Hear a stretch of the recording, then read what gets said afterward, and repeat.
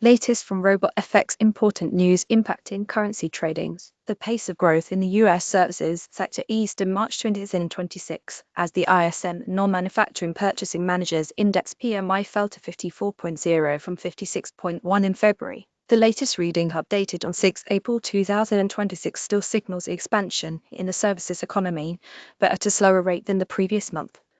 February's figure of 56.1 had indicated robust activity in non-manufacturing industries such as finance, healthcare, retail, and professional services. The moderation to 54.0 in March suggests that while demand remains solid, momentum is cooling compared with earlier in the year.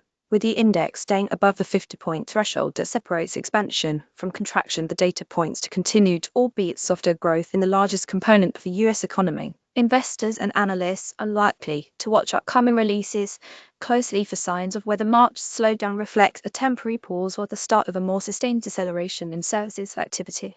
Capture price channel breakouts with the Price Channel Expert Advisor. Precise entries and exits. Explore now. The material has been provided by RobotFX.org. Boost your trading with advanced tools from RobotFX. Visit www.robotfx.org for expert advisors and indicators.